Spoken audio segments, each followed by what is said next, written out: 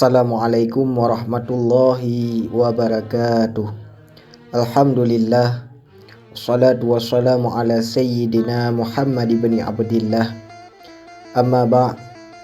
Hadirin sahabat angin surga yang Allah muliakan, semoga selalu dalam lindungan Allah yang Maha Kuasa, serta dilipat gandakan rezeki yang bertubi-tubi. Amin ya rabbal alamin.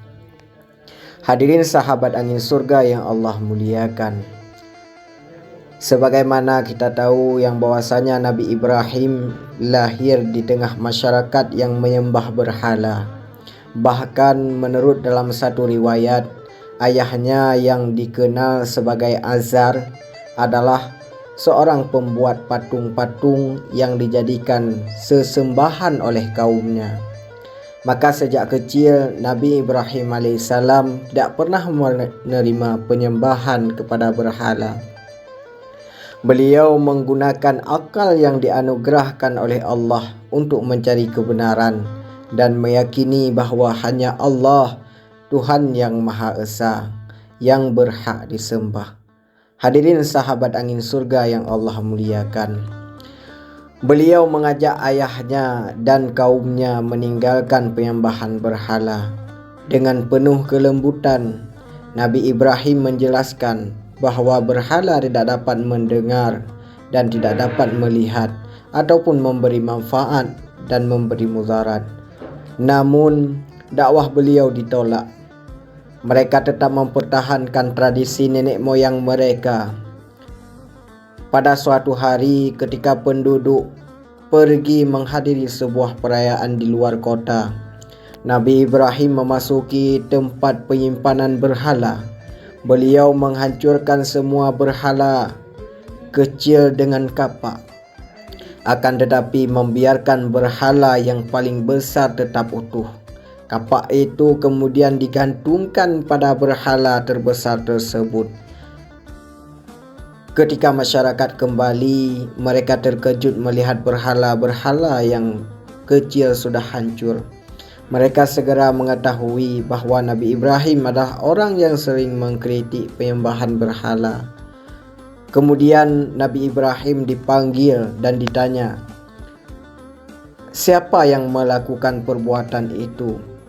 Maka Nabi Ibrahim dengan penuh hikmah menjawab, coba tanyakan kepada berhala yang paling besar itu. Jika ia dapat berbicara. Mendengar jawaban tersebut, mereka sadar bahwa berhala memang tidak mampu berbicara ataupun membela dirinya. Namun, kesadaran itu tidak membuat mereka menerima kebenaran. Sebaliknya, mereka semakin marah kepada Nabi Ibrahim alaihissalam. Hadirin sahabat angin surga yang Allah muliakan, atas perintah Raja Namrud, dikumpulkanlah kayu-kayu bakar dalam jumlah yang sangat banyak hingga menjadi kobaran api yang sangat besar. Panasnya begitu dahsyat sehingga tidak ada seorang pun yang mampu mendekati api itu. Karena itu mereka menggunakan alat pelontar untuk melemparkan Nabi Ibrahim ke dalam kobaran api.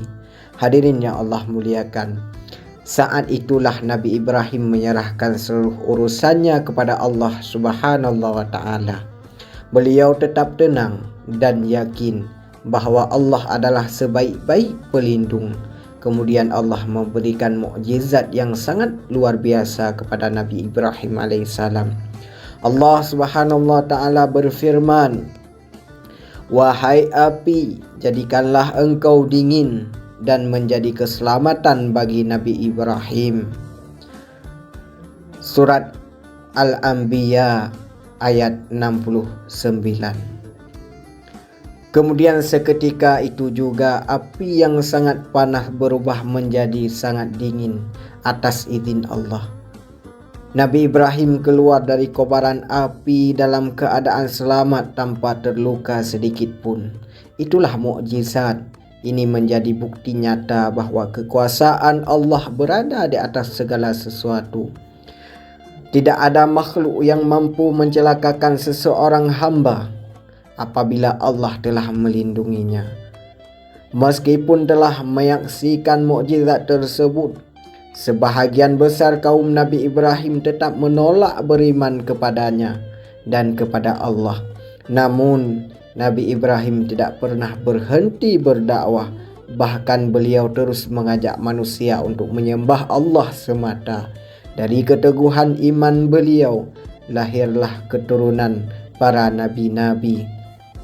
Di antaranya lahirlah Nabi Ismail dan Nabi Ishak yang kemudian meneruskan dakwah tauhid seperti ayahnya, yaitu Nabi Ismail alaihissalam. Hadirin yang Allah muliakan, dapat kita ambil hikmah dari kisah Nabi Ibrahim alaihissalam adalah tauhid. Tauhid merupakan pondasi utama dalam kehidupan seorang muslim. Kemudian hikmah yang selanjutnya yaitu dakwah. Dakwah harus dilakukan dengan hikmah kesabaran dan kelembutan. Kemudian pertolongan Allah akan datang kepada orang-orang yang bertawakal meskipun keadaan tampak mustahil.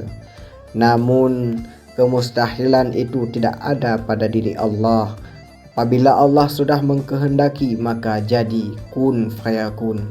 Kemudian hikmah yang selanjutnya yaitu kebenaran tidak selalu diterima oleh banyak orang, akan tetapi seorang mukmin tetap harus istiqamah di atas jalan Allah. Kemudian hikmah yang terakhir dapat kita ambil, kekuasaan Allah meliputi segala sesuatu hal. Bahkan api yang membakar pun tunduk kepada perintahnya Allah. Hadirin yang Allah muliakan, kisah Nabi Ibrahim mengajarkan kita semua bahwa keimanan yang kokoh dan keteguhan dalam membela kebenaran akan selalu mendapatkan pertolongan Allah meskipun harus menghadapi berbagai macam ujian yang sangat berat. Moga-moga kita selalu menjadi orang yang taat kepada Allah dan orang yang beriman, sabar bertawakal kepada Allah. Amin ya rabbal alamin. Hadanallah wa iyyakum ajmain. Assalamualaikum warahmatullahi wabarakatuh.